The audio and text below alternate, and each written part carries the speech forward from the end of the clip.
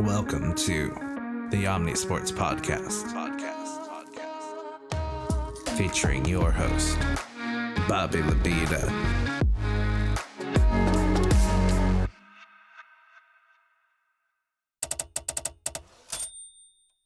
Hello and welcome to another week of the Omni Sports NBA podcast. I'm your host, Bobby Labida, back for week 26 action.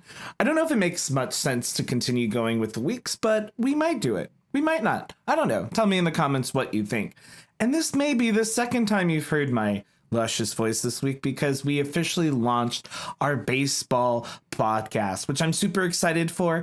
I'm co-hosting with Zach Rome, who's a good friend of mine and also worked with the Diamondbacks. He worked with the Suns doing statistics. So he used to work in sports specifically, and he's a big sports fan. And so I encourage you to check it out, especially if you're a Dodgers fan, because we got some Dodgers specific content. Also new in the Omni Sports universe is we have a new logo right over here, developed by a friend of mine, Corey Kunanen. So if you like this logo, which I love it, and maybe you have logo needs, let me know and I'll put you in contact so you can get some good work like this. All right, enough of me kind of all that housekeeping. Let's get to our sponsor of this week. And our sponsor this week is brooms. Our brooms? Our brooms. Yes, because we, for the first time this season, can officially say we have some sweeps. Yes, it is playoffs, and I must say this is my favorite first round of all time, just like I thought it would be. But we still have some sweeps, and somehow the Lakers avoided being swept, which we'll talk about in a little bit. So the game plan for today is in the news and notes section. I'm going to talk about the award winners that we know so far from the regular NBA season, and then I'm going to go through each of the 8 playoff matchups in order from how soon I think they'll end to how long they'll go. So the earlier ones will be the series that are already decided or close to being decided, and the end will be the series that are split. I'm not going to take that cough out because we're all natural, baby. All right, now on to the news and notes.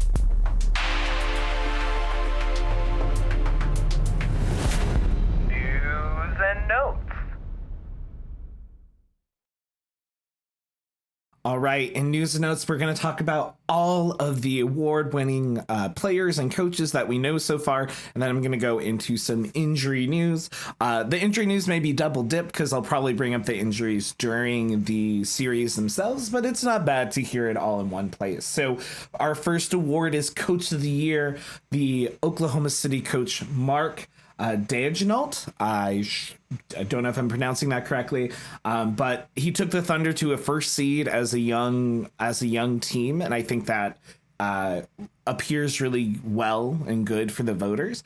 And I mean, honestly, they did a good job. The Thunder the whole year were like, when are they gonna fall apart? And truthfully, they never did. And as we'll talk about a little bit later in their series, they're still killing it in the playoffs. So really good job. I think this is deserved. I think Chris Finch of the Timberwolves should have been also considered.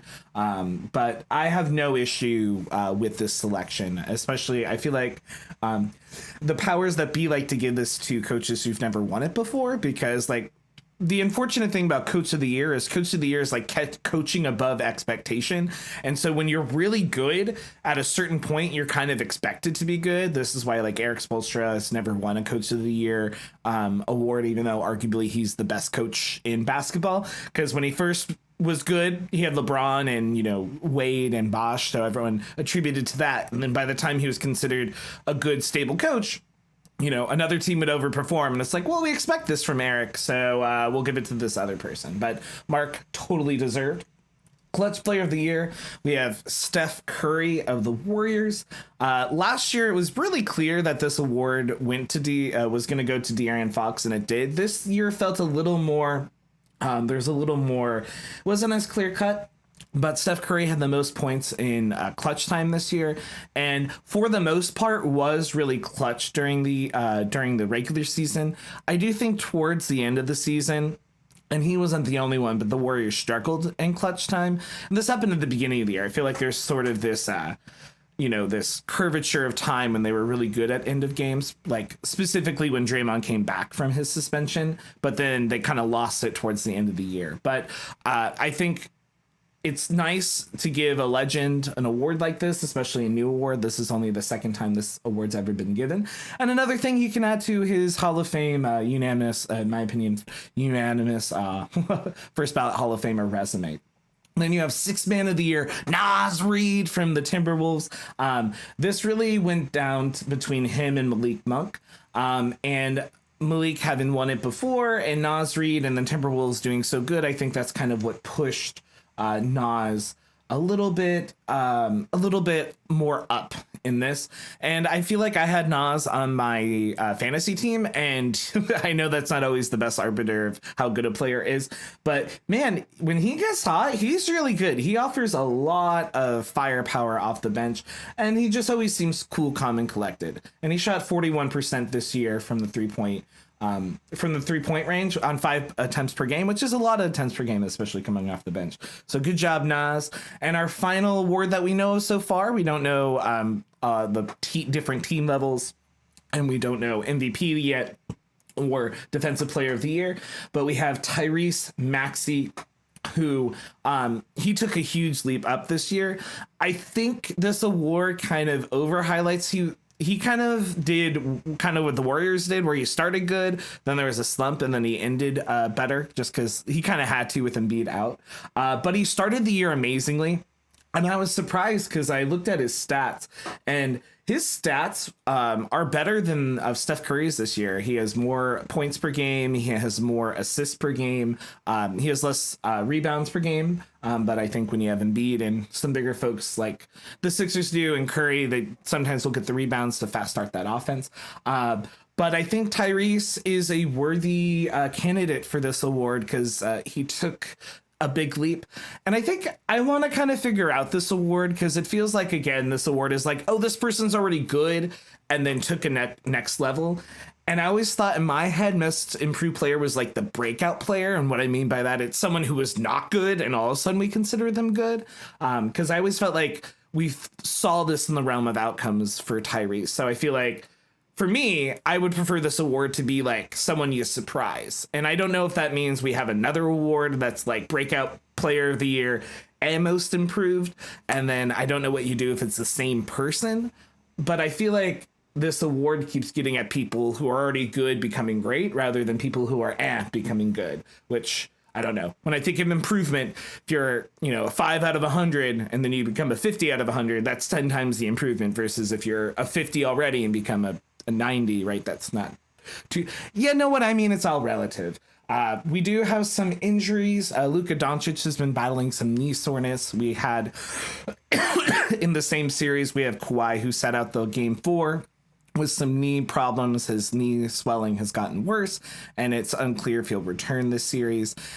In the Bucks series, you had Dame, because of an Achilles injury, not there in game 4. Giannis is still yet to play, and we don't know when Giannis will be playing. And everyone probably on every team is a little hurt at this point of the year. If you're watching it, you see these players really playing through some injuries, and you see their toughness. I felt this with Anthony Edwards last night, when we'll talk a little bit more about that in a moment, but everyone's fighting through everything because this is the playoffs are the real deal, right? This isn't when you sit out because you're in a little bit of pain, right? A lot of players will push through.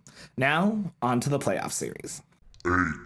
We have our first sweep of the 2024 NBA playoffs. The crowd goes wild because we love sweeps. Actually, I don't think we do, but I think this sweep was surprising.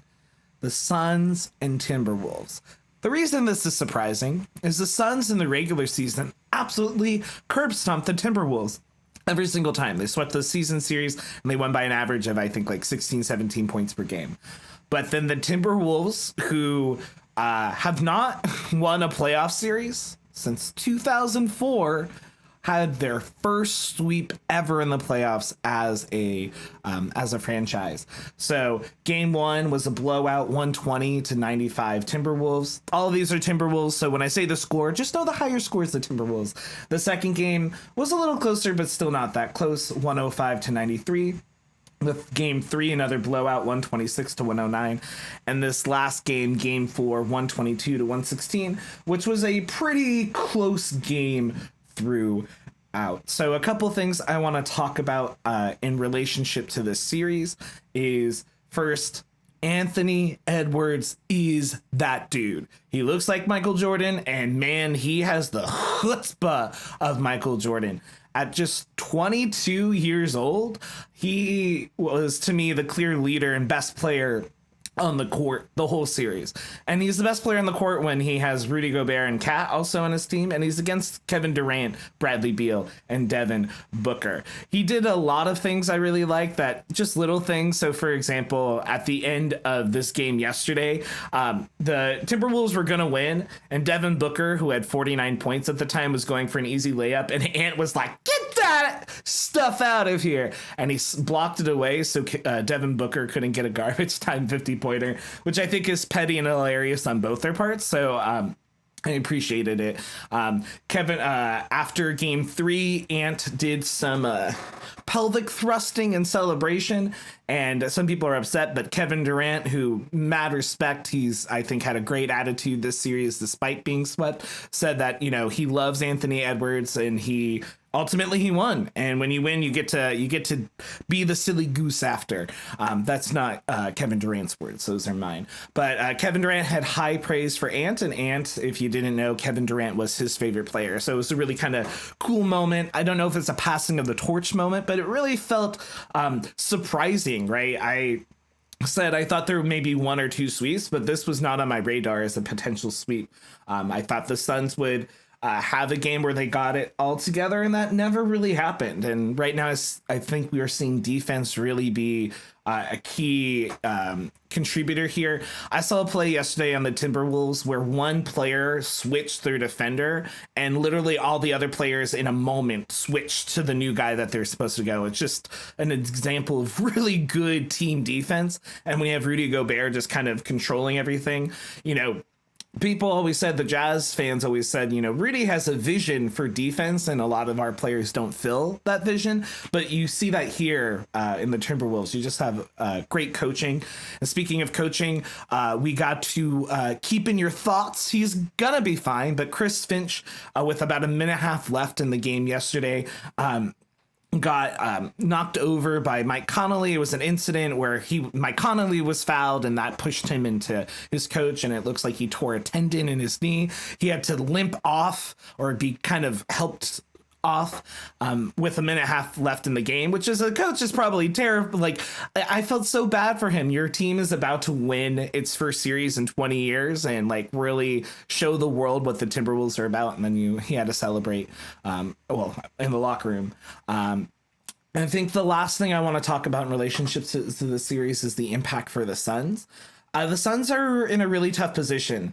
When you have, Eric Gordon playing like 39 minutes in a playoff game, I don't think that's a recipe for success. No shame on Eric Gordon. It's just, he's not a 40-minute playoff kind of guy, if you catch my drift. And I think the Suns really lack a depth. Their top 5 are pretty good, but you really don't have much else, especially like yesterday had Grayson Allen gone. So it's just the Suns are so top heavy that in a playoff series, I think you really see that. You even had games where Devin Booker and Durant play good, but it seems like you now need a situation where you need Beal, Durant, and Booker to play. All of them play good. And Bradley Beal did not play well. A lot of the series, especially the game yesterday, was maybe one of the worst games I've seen from him. The last 2 or 3 minutes, he had 3, I think, costly turnovers and then fouled out. He was really emotional on the sidelines, which is understandable given his performance. But the Suns are in a bit of a pickle because Bradley Beal is going to be owed, I think, roughly $50 million a year for the next 3 years. And so you have this sort of, it almost feels like a Nets situation again, where like, are things about to explode? Is Durant about to do another trade request? To Durant's credit, he seemed fine this series, but he also seemed kind of like resigned, like he's given up the fact that the Suns are going to be good, and that historically has not been his vibe. So we wonder where if he'll try to make a move again. I don't know. I'm not trying to make assumptions for Kevin Durant. I think people make those assumptions for him, but that's in the realm of possibilities. Because really the only way the Suns ever got close to stopping anyone on the Timberwolves was like fouling, like having a lot of fouls. Cat had a lot of fouls throughout the series, and Rudy Gobert the last game, especially because Scott Foster, I'm always going to say Scott's name wrong, mostly not intentionally, but I don't respect him enough to say it correctly. He hates Rudy Gobert, and it's very clear Rudy Gobert got like 2 fouls in the first 3.5 minutes of the game. So the Timberwolves, with the way they play defense, could get themselves into foul trouble. And if that's not happening, that's literally the only thing I saw from the Timberwolves this week that made me scared. So great job, Timbies, and sorry, Suns. 7. All right, the next series we're going to talk about is the Thunder and Pelicans. I'm not going to talk about it as long just because I think there's sort of less interesting stuff to take from this series, which is why Charles Barkley was originally kind of disappointed that the Pelicans beat the Kings in the playing game, because the Kings potentially offered more of pushback against the Thunder. The Thunder up 3-0. This is the only series that hasn't played 4 games, but by the time you hear this, they probably played their 4th game. As a reminder, I'm recording this on April 29th in the morning, so anything past that, I will not know because I don't know the future yet. The Thunder have pretty much blown out the Pelicans every single game. And I think the things to note are, first, is that without Zion, this Pelicans team really feels like it's lacking firepower, and you really see the Thunder team, like the Thunder feel like they've got firepower, and all their players are playing really good right now, and really in sync. And I think even players like Josh Giddey, who was underperforming at the beginning of the year, is now performing better. Another thing to note for the Pelicans is Brandon Ingram, who I think is an incredibly talented player. He sometimes has really bad body language when they're losing, and I think that can be hard when especially Zion's out and Ingram is kind of one of the leaders. Yeah, you have CJ McCollum, who's a veteran presence, and you still have a lot of great pieces on the Pelicans. This team really feels like it's built for the playoffs, but without, their most explosive player, I think that makes it a real challenge. And I think this proves that the Thunder are the real deal, right? That the playoffs are not too bright for them, starting with this sort of exclamation point against any team, right? The way I think about the playoffs is like you got to get that one, right? You got to get that thing under your belt, whether it's the first win or the first series. You got to get that thing that proves you can do it, right? Because here's the thing, they know they can do it. I'm sure they believe it. But when you've heard the whole year you're the Thunder, and you've heard the whole year that the media is like, oh, they're young, they can't do it, right?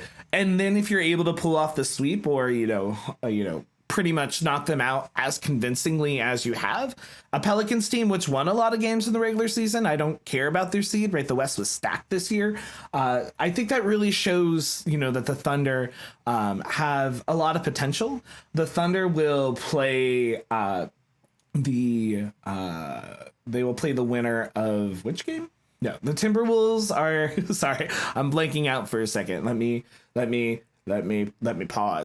The Thunder will play, this is what I thought, but I just didn't want to say it wrong. The Thunder will play the winner of the Dallas and Clippers series. So I think the Thunder put themselves in an interesting position against 2 teams I think will lead to a really, really fun series. Now, onto my 6th most, the third shortest playoff series? 6. All right, folks. So I think that what will be the third shortest, we're now in the non-sweep category for the rest of these, which I remember, I feel like a decade ago, you'd have like 6 sweeps in the first round, or a bunch of like 5-game series. So the fact that there's so many competitive series is really awesome. First, I'm going to talk about the Pacers and the Bucks. So the Pacers and the Bucks are it's a 3-1 series in favor of the Pacers. A big reason for that is Giannis has missed every single game for this series. It's not clear when he's going to be coming back. And then you have Dame, who was hurt and missed this game. Apparently had hurt his Achilles in the last regular season game and had been not 100% and got more tweaked as the series continued on. this resulted in sort of the last game when they had no one. I thought Brook Lopez and Middleton really stepped it up. Chris Middleton deserves a shout out. He really played above what he's normally asked to do in the last game, and he really arrived in the moment, hitting some really clutch threes, but it was just not enough as the Pacers were able to beat the Celtics, sorry, not the Celtics, other green team, the Bucks, in overtime. I think some other things to highlight from this series is that that Halliburton is doing kind of like just enough. He's still making the offense move, but he isn't the same sort of dominating presence I thought he was for a lot of the regular season. I do think that the acquisitions made at the trade deadline affected Halliburton. Obviously, it has not been a huge negative effect, I'd say, on the Pacers as a whole, because I think Siakam is a huge improvement. And I think Siakam had some really good games and really important games in the series, and his size really mattered a lot, especially when you don't have Giannis, right? You know, Brook Lopez is a good defender, but he's not the defender he once was, and he's a little bit older. And then Miles Turner, shout out to Miles Turner. Man, I've said from the first time I really watched the Pacers in the in-season tournament that I really thought Miles Turner was being underutilized. I think he can hit some threes. He can slam it down. I think Miles Turner should be used more. So Pacers, I know you don't care about my opinion, but I think he should be used more, and I think the Pacers will be. I think the Pacers are going to win this series. I think just because the injuries of the Bucks. Doc Rivers has lost the most 3-1 series where they've been ahead 3-1 of any coach in his NBA history. It would be really funny and fortuitous if he was able to reverse that and pull it, but I don't think he'd be able to, even with the full team and with all of the injuries. I'm not very optimistic about the Bucks' chances.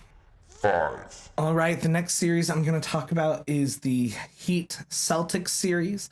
It is currently 2-1. So I lied earlier when I said that all the series had 4 games. This one also hadn't. Generally, what the NBA does is they have it every team plays on the weekend. So you'll have, when there's a full slate, 4 games on Saturday, 4 games on Sunday.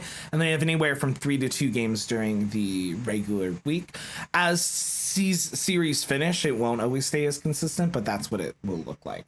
So far it's 2-1 for the Celtics. The Celtics won the first game by 20, 114-94. The Heat, in a huge surprise, won the second game 111-104, and the Celtics won the last game by also exactly 20, 104-84.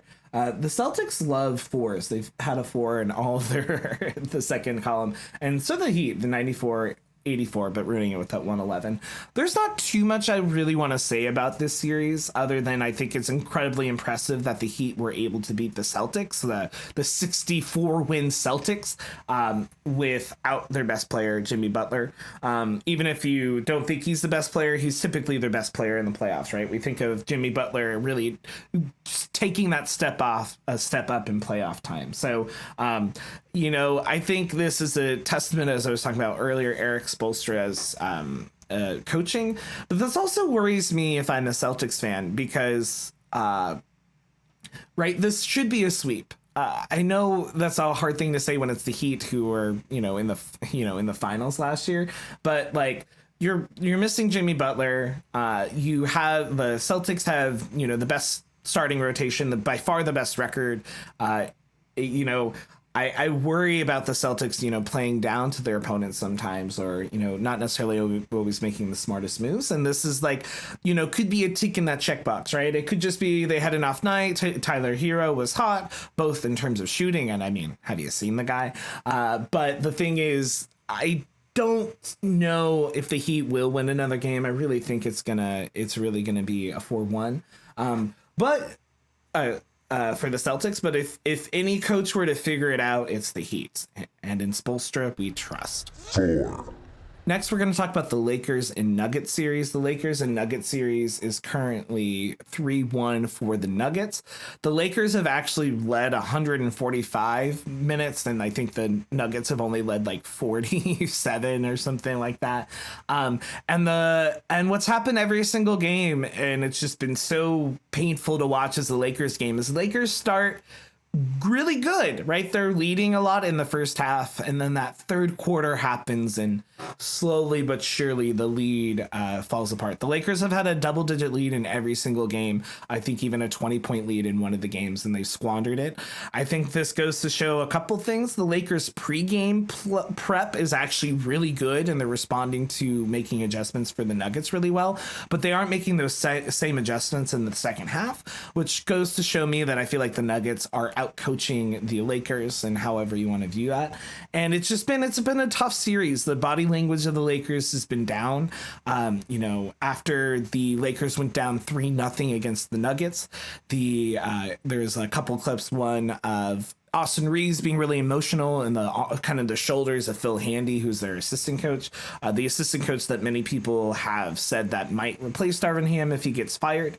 And then you have D'Lo, really inconsistent this series, but really bad attitude. I was really disappointed in him in game 3. There's a moment towards the end where he was in a huddle with the Lakers. He just started eating some snacks and he pulled out a cell phone, which is kind of one of to me, a very unprofessional thing to do in a regular season game, let alone a playoff game where it really feels like your life is on the line.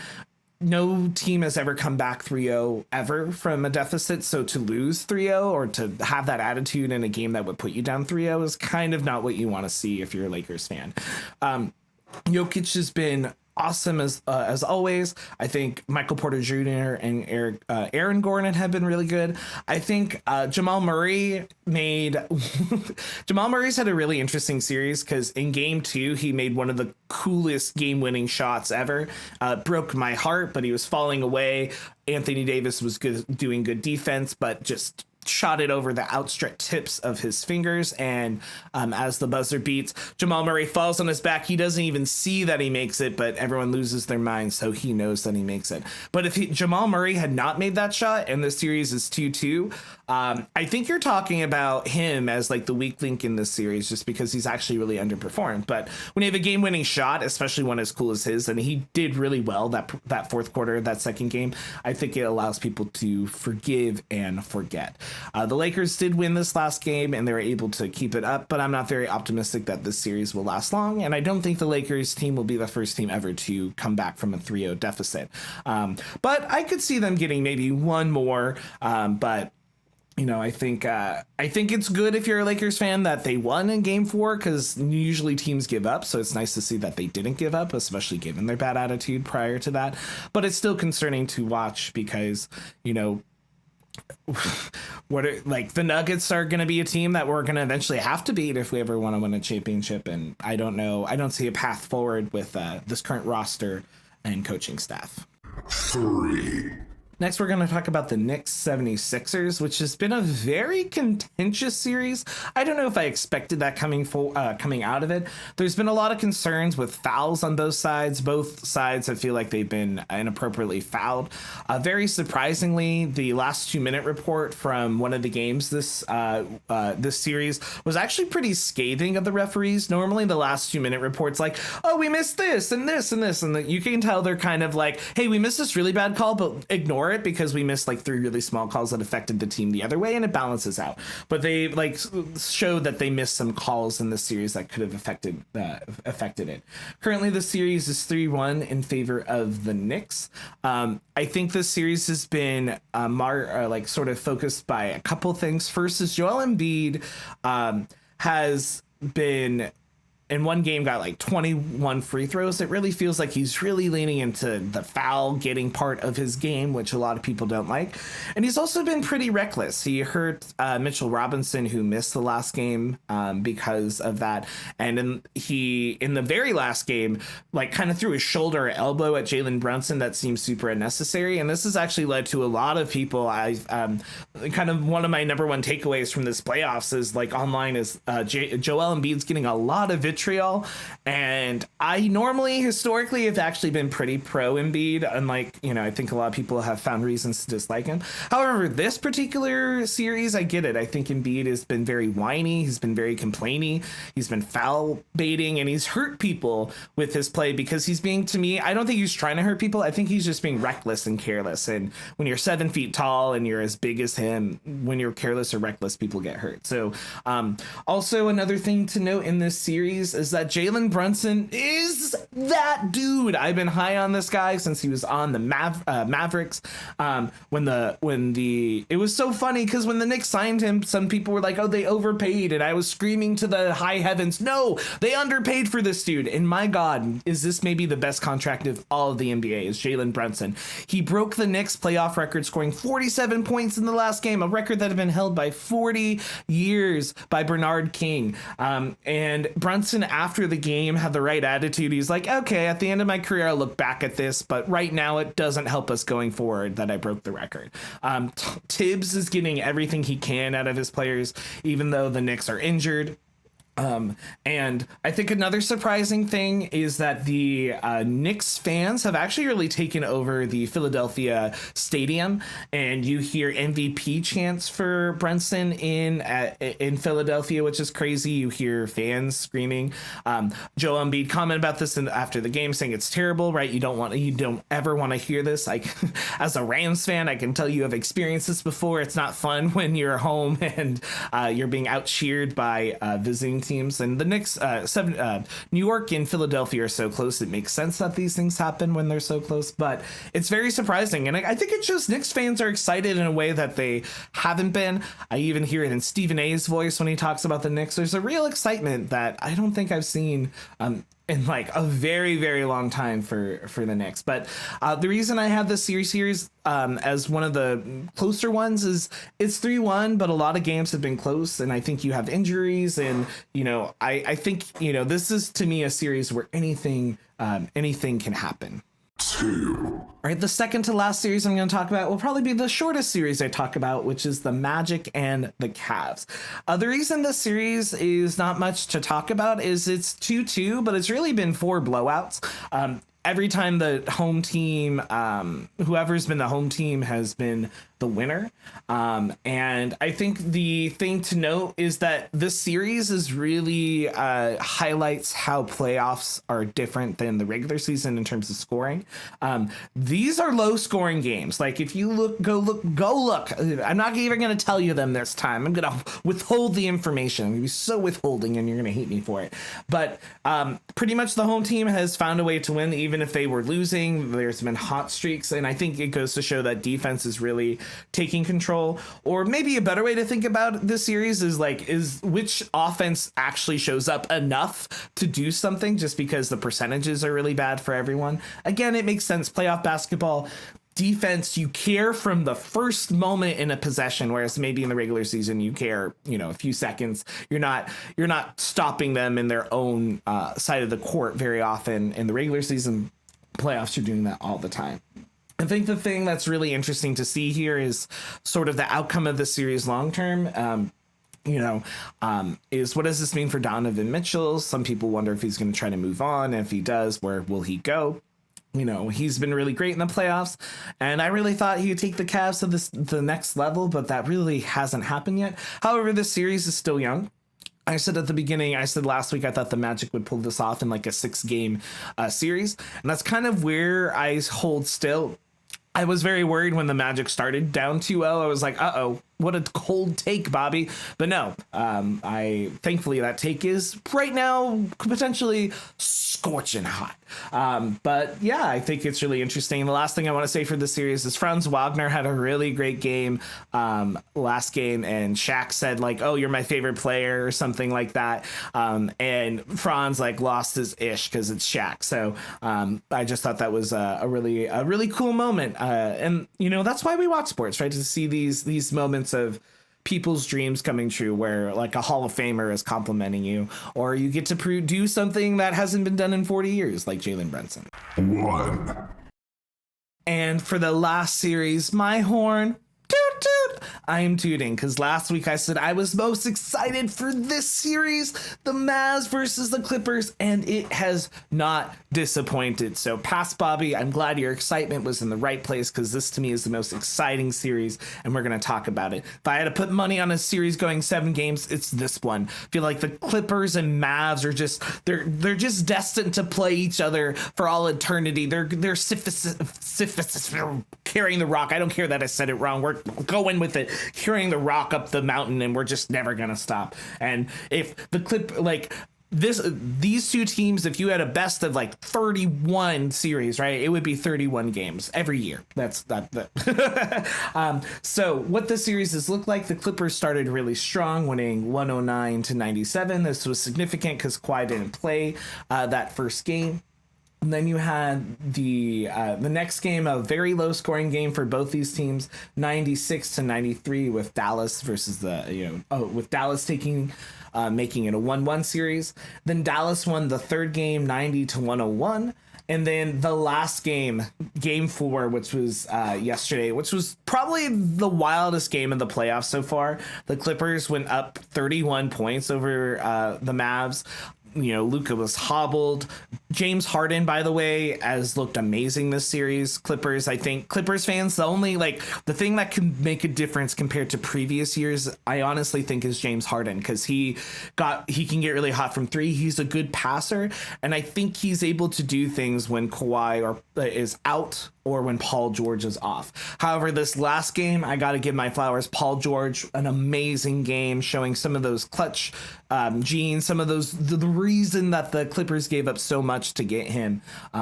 But probably the two major storylines in this series is health. First, you have Kawhi Leonard, who sat out the last game. People are worried that his knee is the inflammation in his knee, which has been a problem for a very, very long time with him, may sideline him for the rest of the series. This is really unfortunate because Kawhi played so many games this season, and when the rule came out, the person I was most concerned or considerate of was Kawhi, just because of his history, and he really, truly, it's clear his body needs to rest. And I don't think that the minimum games necessarily hurt him, but if there was any person it would hurt, I would put it on him. And so there's that concern. And Luka Doncic has been pretty hobbled. He looked really hobbled this last game. He's questionable going into it. He's actually said he wants to be better because he feels like he's letting Kyrie down. But I think this I don't know who wins the series. My heart of hearts, this isn't who I like. As a Lakers fan, it's fun to root against the Clippers, but I really don't know. I think Luka's, I've been on the Luka MVP train for a bit, but Luka this last couple games has been a little more whiny than he had been, but still better than he's been in the past. And I wonder if the experience of the Clippers is able to do something. Kyrie has been great in the playoffs historically, and so is Luka, but I don't know if it's enough. I think you have issues with, coaching with the Mavs. I don't think Jason Kidd's always making the right decisions. I feel like the 31-point comeback was more about the players than it was the coaching. And I think, generally speaking, Tyronn Lue is going to outcoach Jason Kidd. So I really think it depends on Luka Doncic's health and Kawhi's health. Those are the two question marks. If they're both out, I think it's more of if it's one or the other, right? If they're both out, it's, probably affects the Mavs more negatively just because Luka's so important to that offense and making it run. But Kawhi is very important to that defense. So I think if both are in, I still slightly prefer the Mavs to figure it out long term. But I don't know. And the fact I don't know makes it exciting because who knows what's going to happen? Thank you for watching another episode or listening to another episode of the Omni Sports NBA podcast. If you enjoyed this, please, the number one way you can help us is leave a review or a like or a comment wherever you're watching or consuming this content. Also, tell your friends if you have them, and it's okay if you don't. I'll be your friend. But if you have friends who like sports, please spread the word. Also, as always, please join our Discord. I want to get a watch party going for some of these things, but we need people in the Discord for a watch party, right? We can do trash talk. We can do all of those good things if you join the Discord. So as always, thank you all so much. And we'll be coming back soon. I forgot to mention at the start of the show, the baseball podcast, which is new. Please check it out with my friend Zach. Will probably be a every other week sort of thing, just because co-hosting, we both have to get our schedules together, and we both are people who are busy in our own lives, and this is not our job. but maybe one day it could be. I don't know. But thank you all for your support, and expect another basketball kind of recap next week.